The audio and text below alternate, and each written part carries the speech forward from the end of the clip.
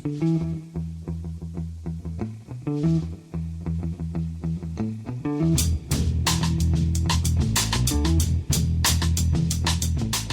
and welcome to The Price of Football, the show that looks at the money behind the beautiful game with me, Kevin Day, and Liverpool University's Kieran Maguire. Kieran, I trust you well. It's such a busy show.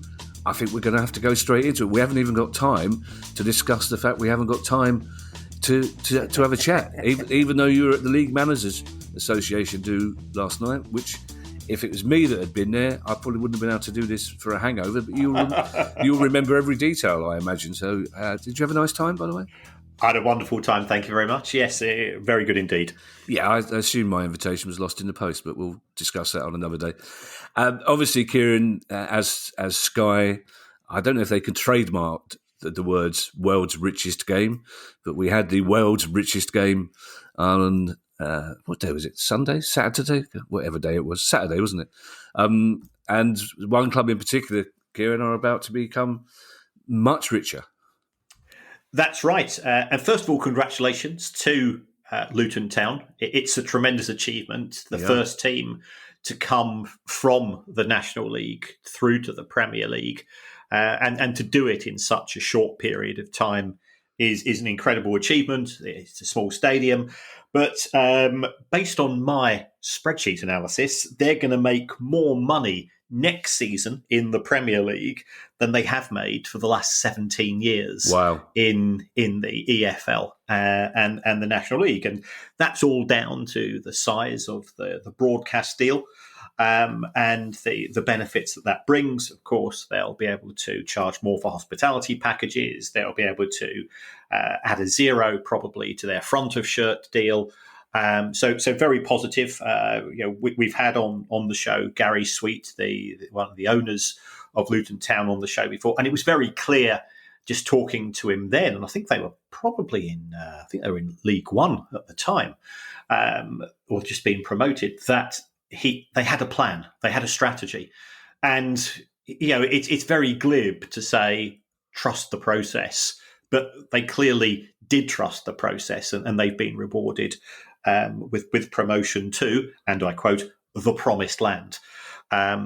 But it's not going to be cheap for them. We know that they're going to get a lot more money coming in, but they're going to have to spend the summer upgrading Kenilworth Road to make it Premier League compliant in terms of the floodlights have got to be of a certain lux, I believe is the word. Indeed, it is, yeah. Yeah, and that's for HD compliant cameras. You have to have the installation, of course, of the VAR cameras. You're going to have to expand the car park in terms of the number of broadcast trucks. I think there's a minimum of 4 that you have to cater for. The media facilities have to be upgraded because you're going to be having lots of camera crews coming from all over the world. So there's things like that, and that's going to cost them in the region of 10 to 15 million pounds. Big upgrade on player wages, but I'd still expect them, as we've seen for all clubs. First season in the Premier League, you make a decent profit. Thereafter, it becomes a bit more complicated. In the cases of both Brighton and Palace, we made profits when we were promoted in 2013 and 2017. Palace have lost money every year since. Brighton have lost money every year since, and you're relying on player sales to dig you out of those losses. By memory, I think when Leeds were promoted, they said they spent £6 million in the closed season to get their stadium ready, mainly work on floodlights, as you say, for the broadcasting. But Leeds was probably a more advanced stadium than Kenilworth Road is, so I think they'll be spending a lot of money. I mean, even simple things like the gantry now has to have space for, I believe it's 14 extra overseas commentators. There's all sorts of stuff. You need bigger press rooms. They're in for a real kick bollock scramble, and it's always harder for the team that gets up through the playoffs as well, because they've got 3 weeks less to prepare, and that includes buying players as well. But talking of Leeds, it just made me laugh this week. The Blackburn fans getting quite aggy on phone-ins because people talked about Leicester being a team that won the Premier League and then got relegated, and Blackburn fans are phoning up and saying, hang on, we did that as well. Why aren't we getting a mention? I was like, well, I think you should be proud of that. I bumped in, as you do, Kieran, before the Palace game on Sunday, which was like a cricket match. There's atmosphere beforehand in the pub. It was like we were going off to Lord's to watch some jolly old cricket. It's all very relaxed and happy and far too sunny. But I bumped into a Sunderland fan from LA, as you do. Wow. I think he was probably lost. But he was very interested in this next particular story, Kieran. Yes. The Stuart Donald and Charlie Methven era of Sunderland Football Club is gone. It was never dull. I'll say that. I will get round to answering Charlie Methven's 10-page passive-aggressive email that he sent to producer guy, but he sent it to questions@priceoffootball.com, and as we both know, there's 3,000 unanswered emails in that. So by the time he's got to the top, and producer guy sent it to me and go, right, I must give this. So if you are listening, Charlie, and I believe you are a fan of the show, in those salmon-coloured chinos of yours, I do apologise. Things have been a tad busy. Just hang on there a second, Kieran. Do you know what's just occurred to me? We need to get Guy to sift through that part. The BAFTA email could be in there. Right. It could be that the last two BAFTA awards, there's a table empty at the back because we didn't turn up because we didn't know.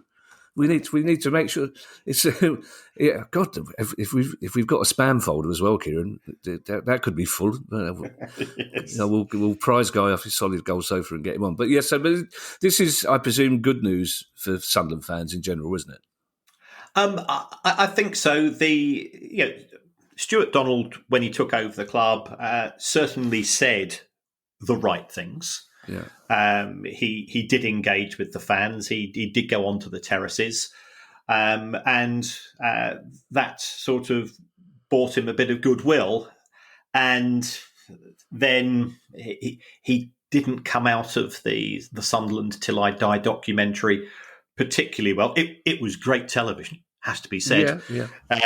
But in terms of coming across as a sophisticated professional able to operate in quite a challenging industry, perhaps it wasn't his greatest moment. So that's I think that's a fair assessment if you're listening in, Charlie. So you don't need to send us another 3,000 words as to why I'm being mean. But we do now have Kirill Louis Dreyfus. He's increased his stake to 64%. The other major investor from Uruguay has effectively picked up the remainder. So Sunderland fans know that the two people in charge, do appear to be business partners. They do work together. Clearly, Sunderland were not that far from being our first story in the sense of just being promoted to the Premier League. So I've had a fantastic season, and they do have owners who certainly have wealth. How they choose to spend that wealth, whether they want it to be on a more sustainable basis or whether they're prepared to release additional funds, we will have to wait and see. But I think it's a chance to draw a line as far as the club's existence in the boardroom is concerned. Stuart Donald has gone back. I think he's now bought Eastleigh again, and good luck to him. And if you are listening, come on the show and tell us what it's like, the differences between running a club with a huge fan base such as Sunderland in a completely different part of the country to your experience at Eastleigh, because we will love to hear from you. Yeah, he's probably got more time on his hands now, Kieran, but I suspect we won't need producer Guy to sift through the emails to get his response anytime soon. Do we know how much of Kirill Louis Dreyfus's wealth he would have spent on increasing his shareholding? It won't have been a significant sum, because I think the overall agreed price was somewhere in the region of £30 million for the whole club. So he's increased, I think, from something like 51 to 64. So we're talking, a 2 to 3 million, down the back of the sofa stuff. Yeah, for a person of his wealth. Everton fans are probably still breathing out, Kieran, but they got some more good news coming this week financially. Yes, I think had Everton been relegated, they were the club I would have been most concerned about in terms of the transition to the Championship, because we don't know where things would have stood in relation to the charges from the Premier League, because they're no longer a Premier League team, of course. Yeah. But there was the fact that the auditors' report was pretty negative. They changed auditors 3 times in 4 years. There was issues with regards to some existing loans that they'd taken out and what would happen to them. There was clauses in those loans should the club be relegated, but none of that has crystallised as such. And it now looks as if they have a preferred partner in MSP Capital, which is an American multi-sport, multi-entertainment fund, which is putting money into Everton. Now, initially, it's going to be a loan, so therefore there is going to be an interest charge. But it looks as if these loans, at some point over the course of the next few years, have an option to be converted into shares. And if that is the case, now this is doing a lot of conjecture, heavy lifting, or as it's also known, WhatsApp gossip from people who we know in the industry. They seem to think that MSP will end up with around about 20 to 25% of Everton, and I think they've probably paid somewhere in the region of 120 to 150 million pounds for that in terms of those loans, which values the club at around about 500 to 600 million, which sounds a lot initially, but remember that would include the new stadium. So I think the good news from Everton's point of view is that in terms of cash flow, the club does have the resources now to complete the Bramley-Moore Dock project. I've caught the train and have seen it going up, because I work in Liverpool, over the past couple of years, and it's going to look spectacular. There's no doubt about that. I'm sure Evertonians will want a side that will do the stadium proud as well as the fans proud, and the club can start to return to the former glories that we remember, especially from sort of that mid-'80s period. Yeah, the response of Everton fans this week, Kieran, seems to have gone from relief to anger about the future direction of the club. Nowhere near as angry as Leeds United fans were at the final whistle on Sunday. And of course, their relegation has confused things somewhat about who their next owners will be. And their current owner is doing his own bit to add to that confusion. Yes, Mr. Radrizzani, it does appear that the deal has now gone through, or it's certainly that they've made a lot of progress in relation to the acquisition of Sampdoria in Italy, along with some assistance from the Qatari Sports Institute. We don't know how big a partner that will be. It's been an open secret that Andrea Radrizzani has been looking for an exit route from Leeds United for a period of time. And we've spoken at length that the San Francisco 49ers investment arm, and I think people have to separate that from the sports club itself, are now a significant shareholder as far as the club is concerned, with a view to a takeover. Now, whether that takeover is going to be this summer or next summer, we don't know. But Leeds will be at a lower asking price as a Championship club compared to a Premier League club. The rumoured price in the Premier League was 450, potentially dropping to 150 if they are in the Championship, although I suspect that 150 will be a bit like many transfers, will be with some add-ons should they return to the Premier League, as tends to be the case in relation to these deals. So, yes, Mr. Radrizzani probably better not go on social media.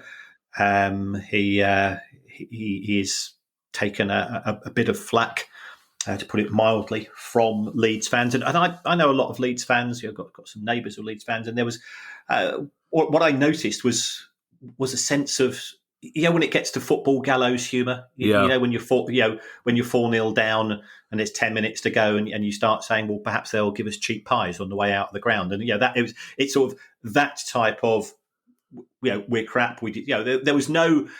There was no saying we were unlucky. They said, well, there's been not enough investment, or there's been not enough good investment in the club. There's been criticism of individuals, because of course it's our nature to look for reasons and to highlight people who we hold to account. But there was a sort of sense of weariness, I think, amongst the Leeds fans, because clearly last season was also quite an emotional end to the season when they successfully avoided relegation. So we'll wait to see what happens over the summer. But it could be that we will have new owners before a ball is kicked in the Championship. I think it's unlikely, Kieran, that any club who are 4-0 down would hand out cheap pies to the fans at the final whistle, because basically what you're giving them there is hot missiles, basically. Well, I remember going to Huddersfield Town on a Tuesday night, and we lost 7-1 watching Brighton. And they did give us, they discounted both the pies and the burgers to £1 each on the way out. And me and my mates felt it would have been a good night, because that's football fan culture, isn't it? You're traipsing out, and then they literally sort of rolled up and said, we've still got a few pies and burgers left, £1 each, guys. Cheer yourselves up, and we did, and it worked an absolute treat. Yeah, actually thinking about it, I think I saw hot missiles support the only ones back in the early 80s, which is by way of a musical link, Kieran, into a story about musical chairs. Yes. At times we have a wrong on list that we don't want to explicitly put people onto for fear of repercussion. Well, the Fleetwood Town owner, Andy Pilley, has been on my reserve chair, to put it mildly. And Andy Pilley, for the people not familiar, he has been found guilty of fraud in relation to energy contracts, and as yet he is awaiting trial. So we'll have to wait for that. And I don't wish anybody to spend any time inside unless they thoroughly deserve it. But yes, he is no longer a director of Fleetwood Town Football Club. He's no longer a director of BES, which is his industry company, which effectively owns Fleetwood Town Football Club, and to which Fleetwood Town, I think it's around about £20 million. So I thought, well, that makes sense. And then all of a sudden, up pops his 2 kids, who are now the directors of the football club. So they were there for 24 hours as directors. And then after some mischief maker, no idea who, put this out on Twitter, they were no longer the directors of Fleetwood Town Football Club. So I don't know what provoked that, and I'm not casting any doubts over their integrity or conduct, because that's absolutely the wrong thing to do. But there have been a lot of changes at boardroom level. As far as the club is concerned, it's giving the narrative of this is nothing to do with us. He wasn't an employee. He just happened to own all of the shares in the club. But Fleetwood Town have been punching above their weight. First of all, it's an achievement for them to get from the National League to the EFL and then to get into League One. But the cost has been a financial one, and the club has been losing 7-figure sums on a regular basis. And that was always my cause for concern. And we've said this on many occasions. What happens in respect of those football clubs who are being subsidised if the circumstances of the owners change or the owner gets bored? Now, here it's a case of circumstances changing, and how do you go from being a club which is losing 40, 50 grand a week to one which is breaking even? Well, there's loads of players out of contract. they ain't going to be offered the same terms as before, so their chances are they'll go elsewhere. And you're trading and you're negotiating at a bargain bin level that perhaps you hadn't anticipated. So it's going to be a tough season for them, regardless of what happens.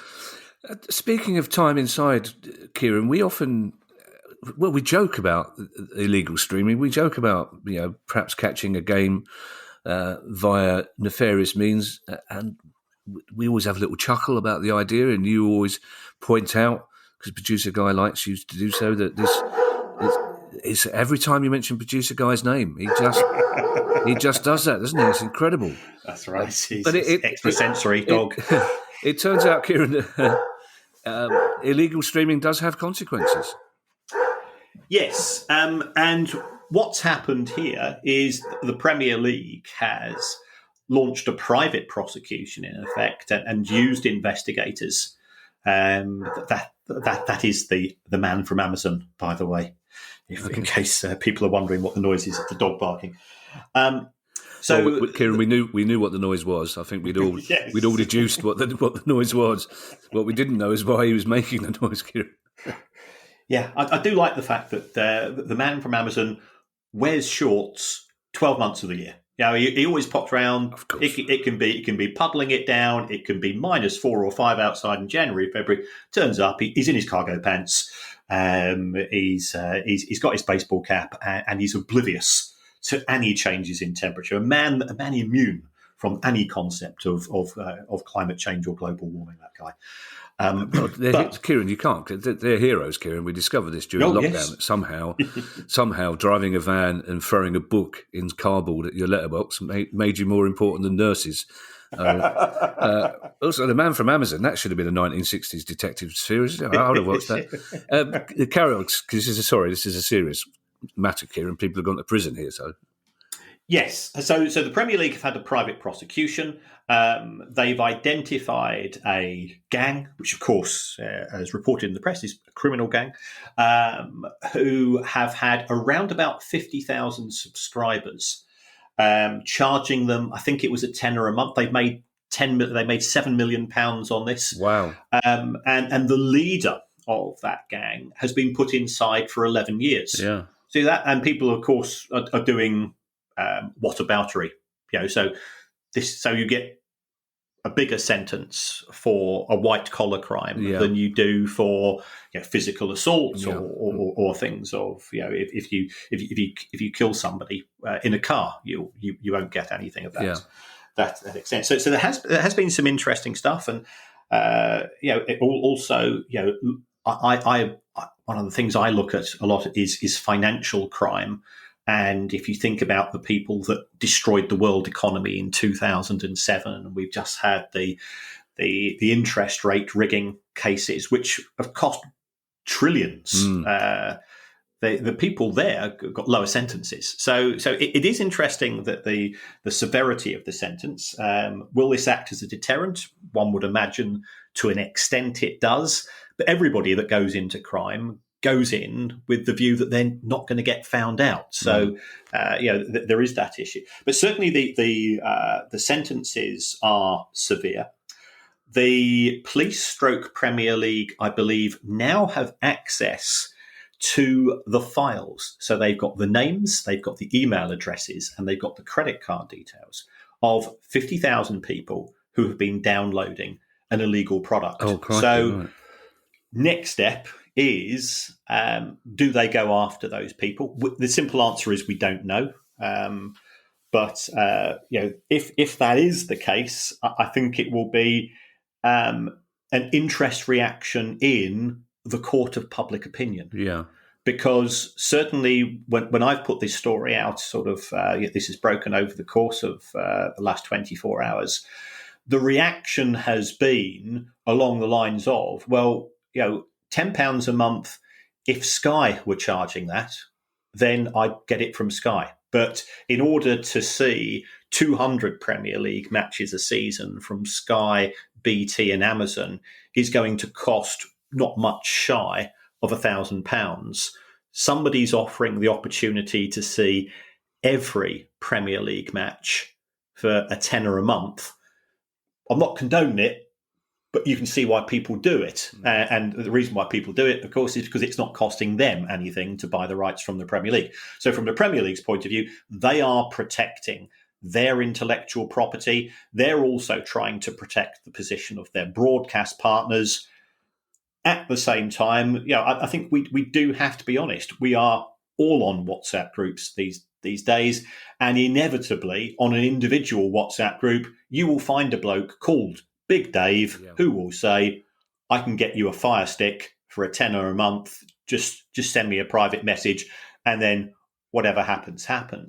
I was at a presentation from a broadcaster fairly recently, and they were saying they estimate now that piracy is taking somewhere around about 15 to 20% of all downloads. So it is very significant.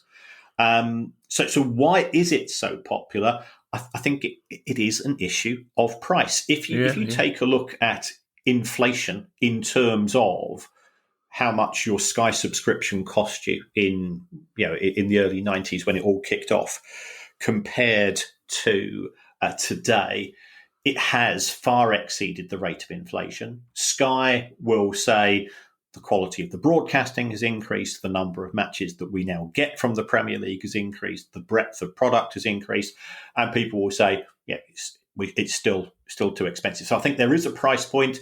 We've seen, as far as the music industry is concerned, that Spotify has come in and said, look, for a tenner a month, you can get as much music as you want.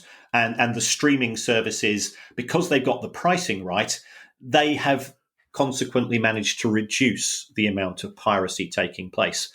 Sky have done their sums and say, we can't do it. We cannot reduce what we need. We've got shareholders, we've got demands from Comcast, who are American owners. So there's a bit of a standoff. And the Premier League is now playing whack-a-mole in terms of, yes, it's dealt with this particular gang, but you and I, we both know that somebody else is going to pop up, because if I go onto the dark web, I can access the hacks that are required to effectively upload onto a Fire Stick the software. You then go around selling those in places, shall we say. There is money to be made, but it is a criminal act. Yeah. See, one of the differences between you and I, Kieran, is that you know how to get onto the dark web. I wouldn't even begin to that. Ed will probably know, I imagine. The trouble is, Kieran, this is one of those things. It's one of those crimes where people will sit in the pub and go, "Well, it can't be illegal because there's hundreds of thousands of people doing it." But unfortunately, judges have seen through that little loophole, haven't they? And it's like, the judge will say, well, the price of tomatoes has also gone up rapidly, but that doesn't mean you're legally allowed to take them. Yes. So this, I have to be fair. I mean, 11 years does seem disproportionate, but I think this is a story we will be talking about in months to come.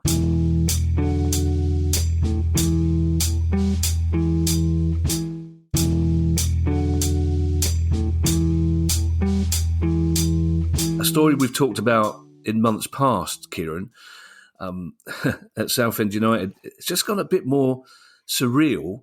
Yes. And it may be that Southend fans are in a position to do a big up yours to Wrexham fans in the near future. Well, yes. And effectively, Ryan Reynolds and Rob McElhenney have been pioneers in terms of the Hollywood sprinkle that can be generated. Sorry, Kieran. I'm going on your behalf. I'm going to say the Hollywood sprinkle surely is one of your Viz euphemisms, isn't it? Those type of parties for another book, another podcast. Yeah, bye BAFTA. But we now have potentially Dwayne "The Rock" Johnson could be part of a consortium buying the club. I think the good news, and the last time we mentioned Southend United, I was a bit more upbeat, people may recall. And the reason for this was I was aware that there were 2 or 3 sort of fairly serious contenders with regards to buying the club.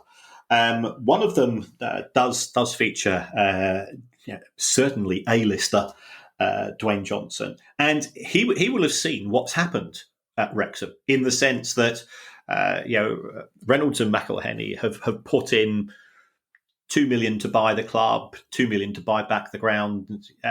They've then marketed the product, and they are part of the product absolutely superbly. And anybody that's watched Welcome to Wrexham, it's a warm, fuzzy show. It's good popcorn, light entertainment. It's done amazing things for interest in both the Premier League, the EFL, and the National League. As far as American audiences are concerned, it's done amazing things for Wrexham. It's put the town on the map. And if that can be done once, the world of entertainment, why innovate when you can replicate? Yeah. And this appears to be one of the potential options. And who wouldn't watch a show where Dwayne Johnson rocks up on Southend Pier and is on the ghost train and things like that. So I think that'd be absolutely amazing. And again, it'll attract an audience. So I think it's a sense of relief, and we're a long way from completion here because Ron Martin, the Southend owner, is a bit like a barnacle. He's stuck around far too long already. And he might see an opportunity to make a few more quid out of this. But I'm feeling more positive about Southend. I would watch any TV show in which the opening credits included Dwayne "The Rock" Johnson fighting off 2 seagulls trying to nick his chips. Also, though, he's a Macclesfield fan traditionally, so that's is he? Yeah. He was doing some Sky show, and everyone else was a celebrity fan, and he said, "I don't have an English soccer," so they gave him Macclesfield to support, and he went to a couple of games apparently, according to the factual gurus that are Wikipedia. Kieran, I don't know how many ways I can put this. Wigan points deduction. I'll leave you to the rest. Yes, shambles. Yeah, and. I don't like to point fingers, but I'm pointing a finger. I'm pointing a finger at the people in charge of Wigan Athletic. You've deceived the fans. You've misrepresented the circumstances behind the non-payment of wages. And you are now having a further 4 points deduction. So therefore, starting next season on -8, with the potential for a further 4 points deduction. If the owner and the EFL, and they've done all that they can, in my view, but they've just got fed up of broken promises. Yeah. They've asked the owner of the club to put money into a separate bank account, which is ring fence, which can then be used to pay the wages. So say you're 125% of your monthly payroll, put that money aside. That means we've got faith in you. The staff can have faith in you as well, because how do they feel if it's the 28th, the 29th of the month, whenever it's going to be, and they know that they've got standing orders and direct debits going out, and they know that they've got to go and pay. They've got their car tax, which is due at the start of the month, and my wages haven't gone in. Again, 5 occasions since the new owners taken over. So absolutely appalling behaviour by the people who are currently in charge there. Not surprised, sadly. But the EFL, what are the alternatives for them? And I know I normally pipe up with a glib, well, I've only had an independent regulator. Independent regulator wouldn't have been able to deal with this. Because the owners at the time of acquiring the club were able to demonstrate that they had the resources. Having the money and spending the money are 2 different things. So, trying to work out a way around this, and I know I've said historically that why not have something similar to ABTA or ATOL, effectively an insurance fund which can be used to help in these circumstances. That is one option. But if you've got people who are abusing the system, then that money can quickly go as well. Gary Neville, I believe, is a big advocate of the idea that clubs should have to put the money up front into a separate account at the start of the season, isn't he? Yes, I think when you buy a club or something like that, I mean, you can't expect somebody to find 12 months' wages in advance. Right. Okay. That would reduce the pool. But I think if every owner committed to putting 1 month's wages in it's the same as when you rent an apartment. You put in a deposit. That could at least be used as a pool, as a resource, if individual clubs, because yes, we're talking about the integrity in game, and yes, we're talking about the industry and so on, but more importantly, we're talking about individuals, individual people that work for Wigan Athletic Football Club with an element of affection. Many of them are fans of the club. Many of them have been at the club for many, many years during periods of uncertainty, and they are being treated absolutely appallingly. So at least employees would have a degree more comfort, a degree more of insurance than they would be historically. Bournemouth fans, Kieran, will be very happy at the moment, and rightly so. But they will also be aware that they are owned by an exceptionally rich man, so they might be slightly confused by this next story. Yes, this is a weird one. We did have a question on the Sunday show about Bill Foley. Yeah. And I'm trying to get one of the people from Bournemouth to come on and to have a chat with us about their experiences of coming from the US, buying a Premier League football club and the impact. So I can play with numbers, and I like playing with numbers, as we both know. Bournemouth went very big at saying we're having to put up the price of season tickets for next season. We don't have to, but you choose to. And when you're owned by a billionaire, you can understand that fans. There's a bit of gritted teeth, but Gary O'Neill done a fantastic job, by the way. Yeah, saw him at the LMA dinner last night. He was nominated for one of the awards. Fantastic job. But I think Bournemouth has said, we're putting up the price by, I think it's 9.8% for the main tickets. People go, okay, it's not great, but it's single figures. Yeah, and then they say, well, on top of that, you've got to pay an additional £14 on top of the increase, and that will give you 2 compulsory tickets to buy Bournemouth's women's team matches to attend those. And if they'd said, we're just going to put up by an extra 14 quid, of course, it would have been more than 10%. So I think they were trying to come up with an excuse to avoid double-digit increases. And this has gone down like a lead balloon. We've got the people who let's describe as the usual suspects. I'm not watching women's football. I'm not being forced to watch it. It's shit. That type of sort of tedious attitude. The alternative would be to say, we're going to put up the prices by 10.7%, and you're going to get 2 free women's matches. Yeah. And if they present it like that, then they get moaned at for something else. So I think the optics on this are poor, because what is happening is that people are seeing their backsides in terms of those matches which are being played by Bournemouth's women's team. There will be an anti-feeling from some of the fans. They'll be saying, well, I'm not going to that match. Well, that is your choice, by the way. Why not give it a chance? Is always my view. But the way that this has been communicated, the way that this has been marketed, I think if you are a disabled fan, I think carers, the prices for their tickets have gone up by 24%.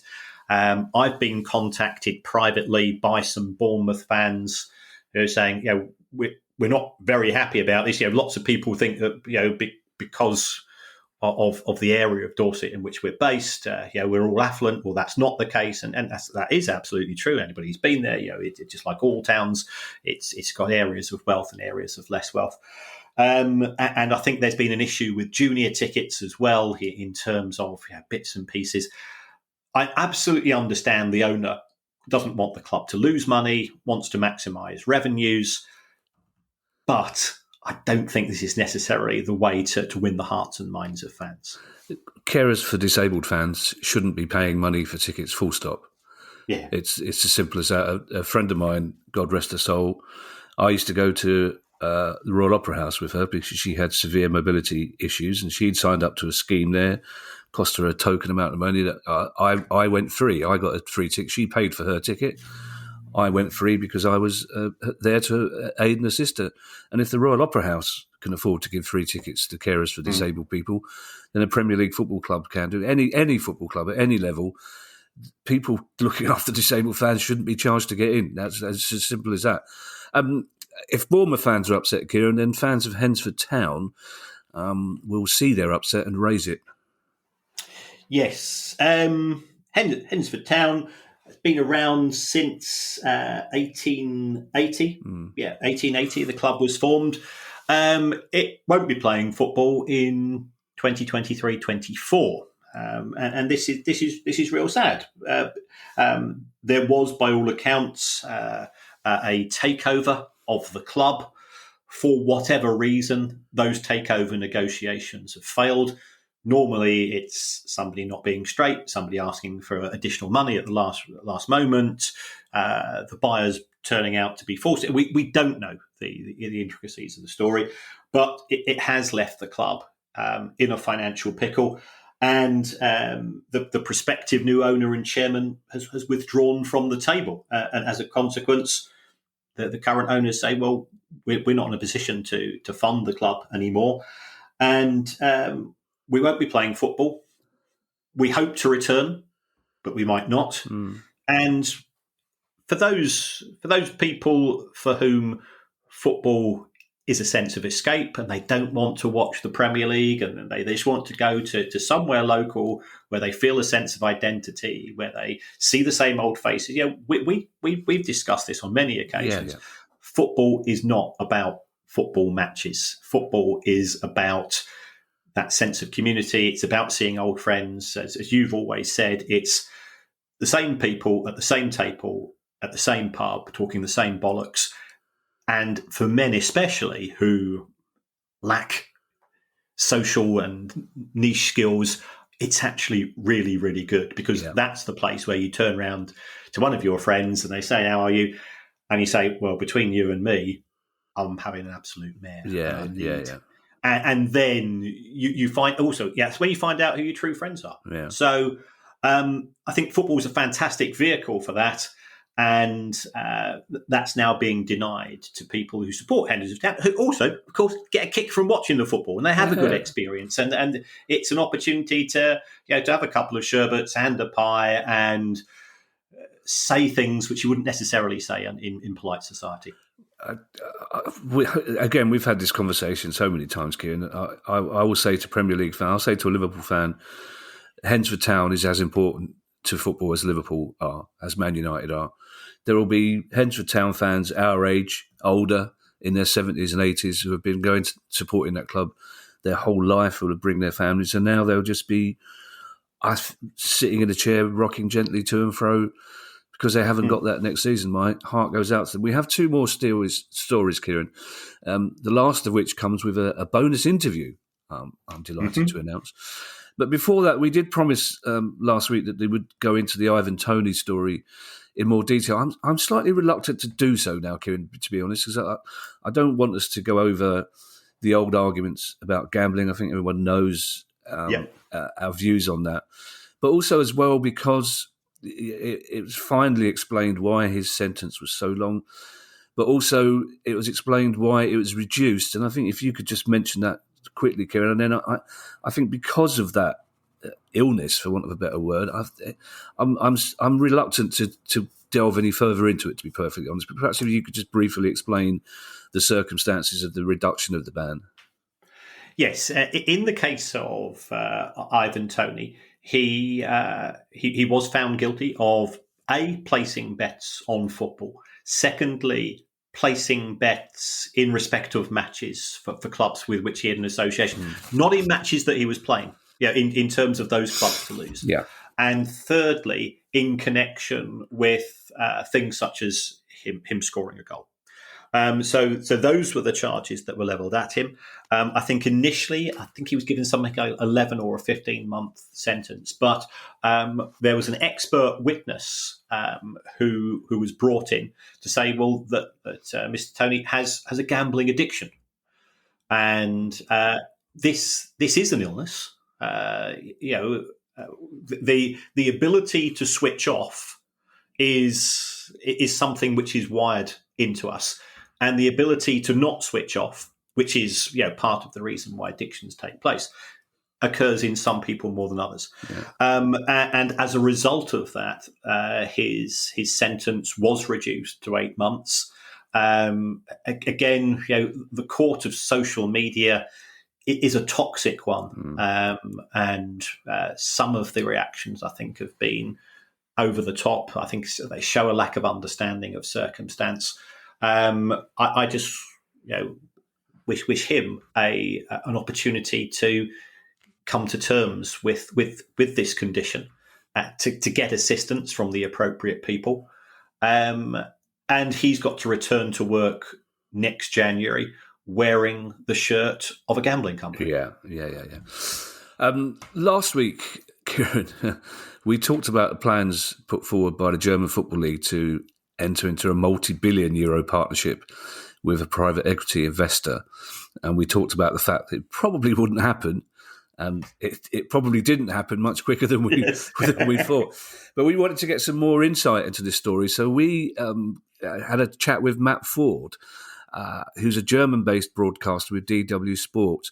And this was meant to be a quick chat. It turned into a 20-minute chat, but it's well worth listening to because it's some fascinating insight here.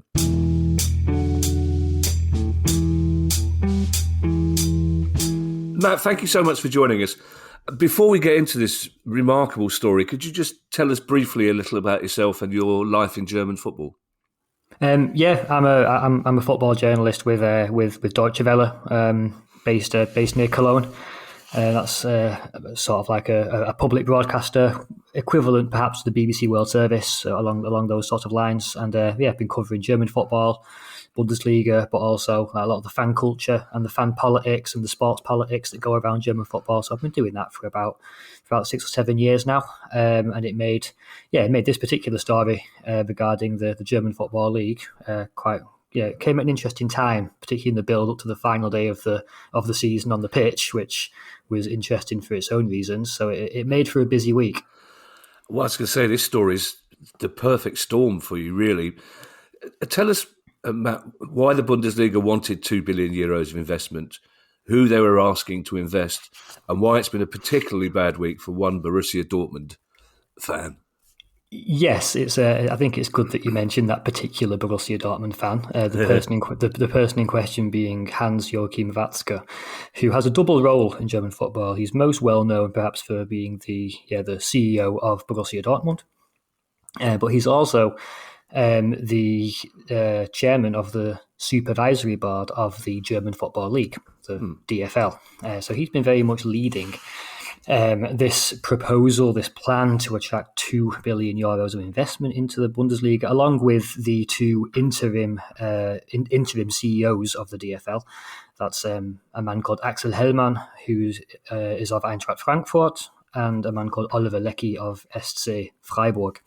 Where to start? Why did the Bundesliga want 2 billion euros of investment? The basic desire was a desire to increase the value of the Bundesliga's international broadcast rights, which are currently substantially less than those elsewhere in Europe. They're currently worth less than 200 million euros per season. So for comparison, La Liga sells international broadcast rights for around 800 million euros a season, whereas the Premier League is selling broadcast rights for approximately 2 billion euros per season.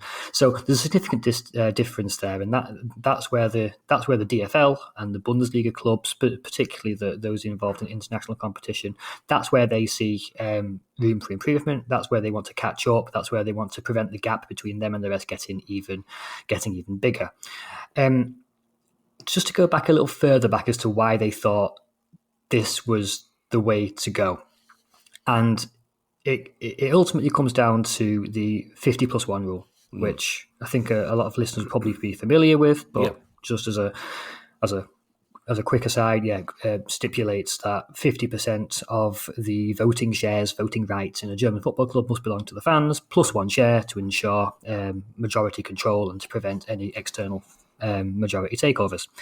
Recently, the German federal competition regulator from the government, so an organisation called the Bundeskartellamt, recently decided that the 50+1 rule is okay. It doesn't contradict German competition law. They were fine with it. The DFL said they were happy with it. The clubs are largely happy with it, and the fans are definitely happy with it. However, everyone accepts that one of the downsides to it is that it does, or it can, discourage external investment, because obviously why would you pump massive amounts of money into a club when you can't fully control it? So this is I suppose, the negative that people have accepted. So from Watzke's point of view and the DFL's point of view, they thought, well, if the league can't attract substantial investment in its individual clubs at individual club level, why not try and attract that investment at a higher level, meaning in the league as a whole, which is where they came up with this idea, to bring on board an investor, and this investor was set to come from the private equity sector. I believe the forerunner was CVC, which does have a history of investment in, I believe, La Liga and Ligue 1, but you might have to correct me a little bit on that, but they have been involved before. And the idea being that they would invest an immediate capital injection of around 2 billion euros in return for 12.5% of the international broadcast rights revenues over the next 20 years. The idea being that this immediate injection would be invested into things like digitalization, most notably a new online streaming platform. It would also be ring-fenced for certain elements of club infrastructure, stadiums, making sure they've got 5G, youth academies, training centres, all the sort of investment will go in. The idea being that it would boost the value of the international TV rights, and over the course of the next 20 years, everyone would win.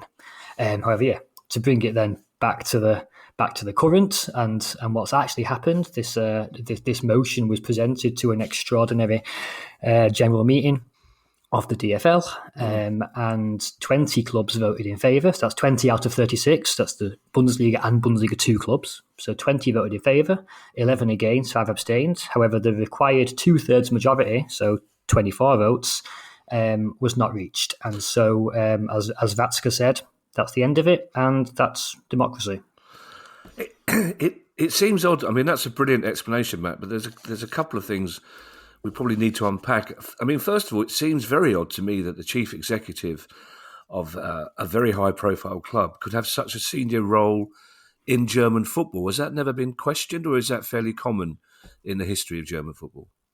It's fairly common, although the current scenario is slightly strange in that there's almost like a triumvirate currently at the top of the German Football League. As I mentioned, Hans-Joachim Watzke, Axel Hellmann and Oliver Leckie, and that's partly down to just a very current issue in that the former CEO of the DFL, a lady called Donata Hopfen, was actually obliged to step down and stepped down from her post recently this season after only about 4 or 5 or 6 months in the job. She basically made a few sort of fairly high-profile public gaffes. I think in her first public interview, she came out basically saying how there are no sacred, there are no holy grails, no sacred cows. If we have to talk about games in Saudi Arabia or the Super Cup abroad, then okay, nothing's off the table. Yeah, and she was told to step down quite quickly after that. Okay. So that's why there's this particular situation at the moment where there's been a bit of an interim triumvirate in place. So as you say, it was put to a vote, Matt. Was there any one person or club leading the opposition as Steve Parish sort of did here to the Super League? Absolutely, yeah. The two leading opponents of this, at least at club level, we'll get onto the fans later. But at club level, the two leading opponents were FC St. Pauli, so Hamburg club in the second division, and Bundesliga side FC Köln, so Cologne. Yeah. Led in particular in the person of the St. Pauli chairman, a man called Oke Göttlich, who's regularly quite outspoken on these sorts of issues, as perhaps you'd expect from the president of a club like St. Pauli. Quite well known as one of the, most German clubs are relatively democratically organised, but St. Pauli in particular. Also Cologne, although we'll get onto it later, but I would suggest that at Cologne, their stance was probably more down to the pressure that their own fans had put on the club to take that stance rather than necessarily coming from the board itself. But we'll maybe get onto that later. They had three or four general issues with the plan. The first was the idea of a loss of influence over decision making, particularly regarding the future potential format of the competition, i.e. how the match days would be scheduled, kick-off times, how the kick-off times would be moved around the weekend for TV, whether there would potentially even be such things as moving the Super Cup, so the equivalent of the Community Shield, to Saudi Arabia, like has been suggested in Spain or Italy. Concerns of a loss of influence on things like that. Even though Watzke, Hellmann, and Leckie, who were leading the proposals, they did insist that this wouldn't be the case, that the external investor would not have any sort of decision-making influence on that sort of level, that absolutely would not happen. Simple fact, however, was that the opponents simply weren't convinced, especially because in the week leading up to the vote, some of my colleagues at the public broadcaster Sportschau in Germany actually uncovered a document from the proposals in which it absolutely did suggest that a form of veto was going to be accorded to the decision maker in, and I quote, business matters which are important to them. Now, when the DFL were then asked to elaborate on that and respond to what that might be, there was no answer. Perhaps it was a little bit short term, but so there was a slight lack of trust that the investor would have too much influence after all, because after all, if you're putting €2 billion in, you hold the purse strings, you're going to want something in return for that, which maybe goes beyond just the 2.5% of revenues over the next 20 years. Another concern that the opponents had was the formula which was going to be used to distribute this money, particularly the tranche of the investment which would be given to the clubs to use as they want, i.e. for transfers. As it stood, the formula was going to be the same as the one currently used to distribute TV rights money and Champions League money, which a lot of the smaller clubs think is unfair. They think it should be distributed a bit more fairly. So they thought that this investment would simply cement the status quo, and the richer would get richer and the smaller clubs would stay poor, and it wouldn't actually change anything. Thirdly, there was a general feeling that the whole process had come about a bit too quickly. It was first reported on in about the start of February, and that the clubs hadn't been adequately informed or kept up to date. There was some frustration at that. Cologne in particular suggested alternatives. They would have been in favour, if there was a need to raise money, to raise investment, they would have preferred more traditional loans, more traditional credit facilities, mechanisms where they have more control and they're not necessarily gambling on future revenues. So they were the main arguments from the opposition side. Do you know what? Unfortunately, Matt, we have time issues, so we haven't got. I'd love to discuss this in much further detail with you, but I do have one or two more questions still. Once the money had been distributed to a club, had it had been gone through, was the plan that if Union Berlin, for example, were given €50 million, would they have been able to spend that as they wanted, or would they have had to apply for particular money for particular projects? It was going to be broken down 40% into digitalisation and online streaming and things like that. 45% was going to be for club infrastructure, stadiums, 5G, like I said, and 15% was going to be freely available to the clubs to do what they want. However, obviously, clubs like Bayern Munich and Borussia Dortmund, for example, wouldn't have had any need to invest in their stadium or infrastructure or youth academy infrastructure because it's already okay. So they would have had even more to pump into to transfers. That was the issue on that particular level. I think, and obviously the opposition didn't just come from the clubs; it also came from the fans on a fairly visible and large scale way. I want to come on to that because what was interesting is that when we spoke about this first on the pod, only 10, 12 days ago now, Kieran predicted that it would be rejected. But I think we're both surprised that given what we know about the German club ownership model, the fierce independence of its fans, it came pretty close to being voted through, didn't it? I think we all expected it to be maybe one or two of the bigger clubs would vote for it, but it wasn't far short of the majority needed, was it? Yeah, well, 20 votes. I mean, it depends how you look at it. 4 votes short of a 2/3 majority. It actually surprised me that it didn't go through.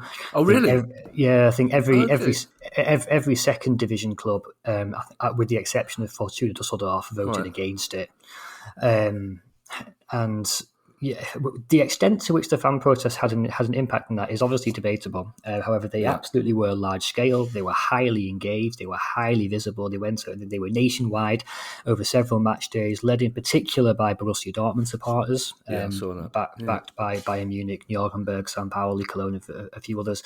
The irony being that, particularly in the case of Dortmund and Bayern, it's actually that they're fans of clubs who would stand to benefit most from this. They're the clubs who, with the international footprint, they're the ones who are competing with PSG or Real Madrid or Man United in the international markets, and it was them who didn't want it. And it also, the things that you saw on television or on the yellow wall at Dortmund, for example, or the banners, that's just the tip of the iceberg. There were leaflets, there were stickers, there were articles, interviews, podcasts. There was even a podium discussion with Watzke and Hellmann in Dortmund, organised by Dortmund's ultras, where all this was discussed. So that the depth that the fans went, the length they went to educate others and educate fellow fans around the issues and the concerns that they had, it really did go very, very deep.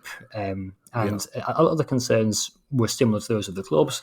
The ideas of loss of influence, particularly concerns about the structure of the match day, format of the competition, matches abroad, kickoff times at 11 p.m. to suit an American audience, all that sort of stuff. But I think more generally, underpinning the whole thing, just the general concerns among German football fans over commercialisation.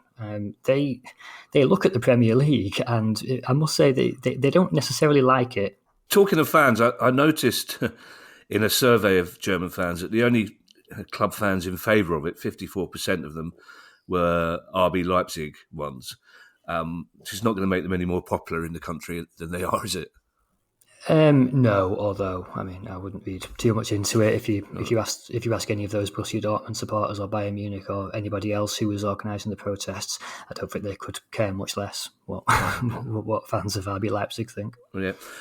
Finally, Matt, in terms of finance, where does this leave German football? Will they be having to look for other ways to make up the money, or will they simply have to, as they would probably say, limbo? I mean, it's interesting that the loser, so to speak, said that's democracy, that's over.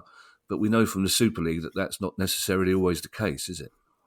It's interesting. It's definitely left German football at a crossroads. I think, given what I said before regarding the acceptance of the 50+1 rule, and there has been generally speaking acceptance, not by everybody, but most accept that this is a good thing for German football, that they want it, that they want to preserve the positives that brings, member influence, sustainable football, community connections, all that sort of stuff. People like that. There is an acceptance, I think, as well, that, okay, if we want that, then we have to get money from somewhere else. So there is that acceptance, but I think the problem that came with this particular deal was that, for the reasons mentioned, it came too quick. It was seen as a gamble on future revenues, which they didn't yet have. There were concerns over loss of influence. So I think the particular issue here was just the way it was gone about. But German football is clearly at a crossroads. There's different forces trying to tug it in different directions. Perhaps you could see, the Watzke Hellman private equity proposal as too extreme in one direction. Perhaps you could argue that Sam Powell's position is too extreme and too utopian in the other direction. Yeah. However, I think the conclusion I've sort of come to over it is that no matter which direction you think it should go in, whether you think, no, open up, go for full investment, compete with the Premier League, go for it, never mind your democracy, or whether you think, no, the fans should control everything, German football is actually proving to be quite an accurate reflection of society in that sense. There are different ideas, there are opinions, there are different proposals, but people have a say. People are, the fans can lobby, they can campaign, they do have some leverage, they do have some agency in all this, and I think that's a good thing. No matter how you see it, that's a positive, and certainly is a contrast to England, where, if you take the example of Manchester United at the moment, people can argue about which takeover option they'd prefer, but they don't have a choice, do they? Whereas in Germany, they do have a certain degree of influence. We're huge fans on the pod of the influence of German football fans on the game, and I wish it was mirrored here. But that leads me to one further question, and this will have to be our last question, Matt. I do apologise. Do you think this level of opposition shows that there's no chance whatsoever that German clubs will ever take part in the Super League when it does inevitably crop up again? It's really hard to say. If another thing that this whole proposed with the DFL and the investors has revealed is that there's clearly a split. There's a split between the top 9 or 10 clubs in the Bundesliga who perhaps have international ambitions. This was actually a point made by the former DFL CEO recently. 9 or 10 clubs who want to be international, they want to compete, but they're in the same organisation as a lot of clubs who, let's just say in Division 2, I don't know, Hansa Rostock, Eintracht Braunschweig, Hanover, I don't know, who don't care. They simply don't care. They don't care whether Dortmund or Bayern can compete in the Champions League. So there's clearly a divergence of interests and a divergence of priorities here. Which way that will go in future, I really don't know. I'd be getting a crystal ball out at that point. But there has been suggestions that we're perhaps heading towards some sort of split in the organisation of German football. But however, like I said, which way that will ultimately go it's a crystal ball situation. Matt, thank you so much for your insight into that issue, and I hope we can call on you again in future to talk about more in depth about German football. Thank you so much. No problem, my pleasure.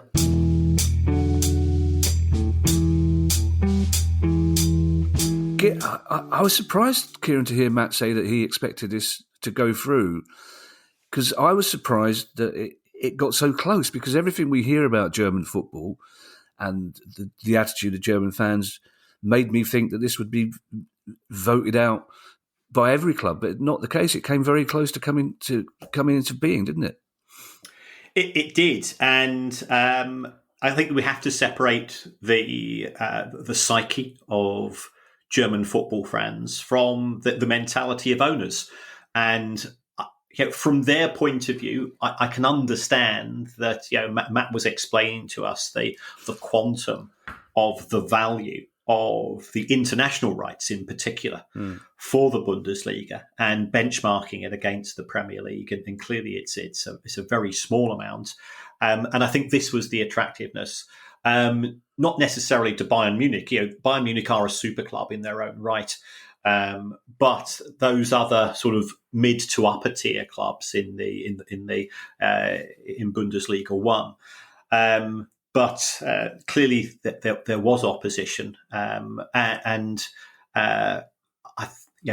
my view. I mean, when I wrote the Price of Football book, I did have a chapter which was called "What Good Has Private Equity Done for Football?" and then just left a blank page. And the publisher says, "We're having none of that sort of communist nonsense in a book from my company." So that was vetoed. So much for artistic freedom and integrity. Yeah. taking, what was it, 12.5%, 15% of future revenues for a long period of time.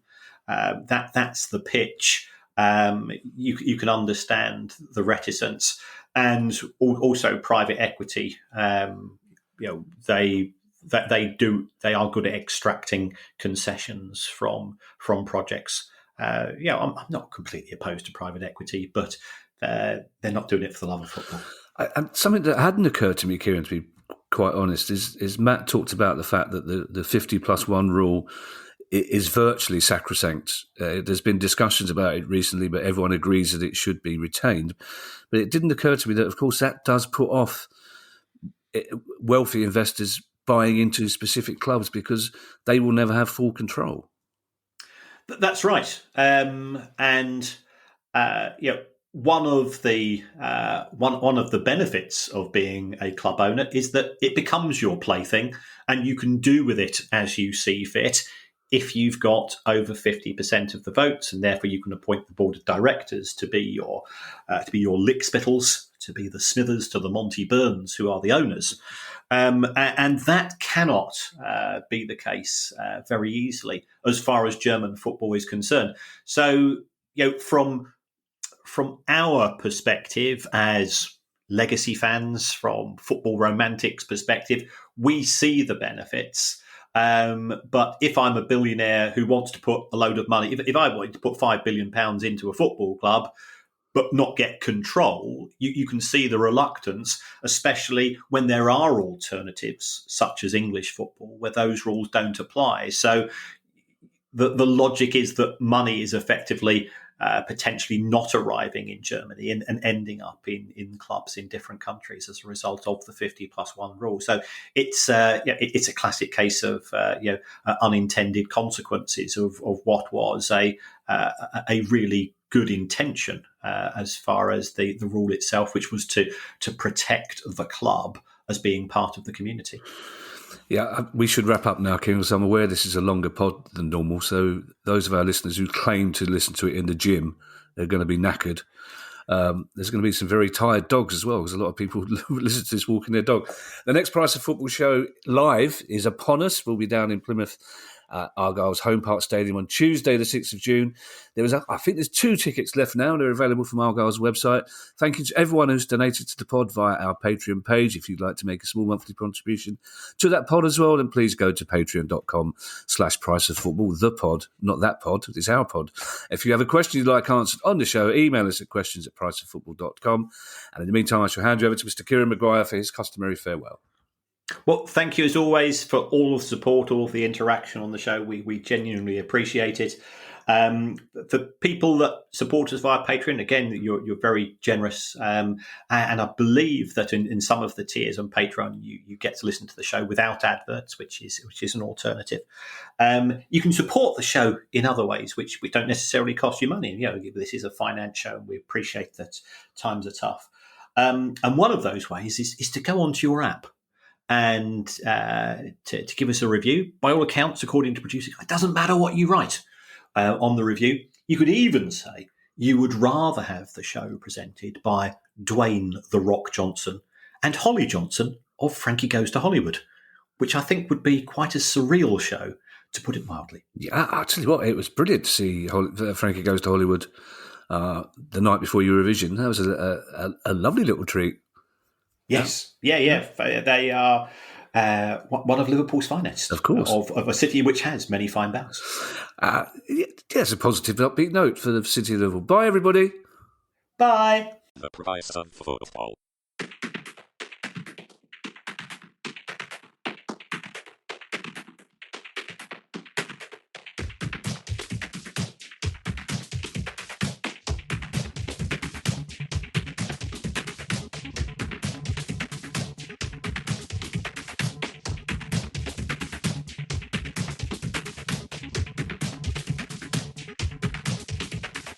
The Price of Football.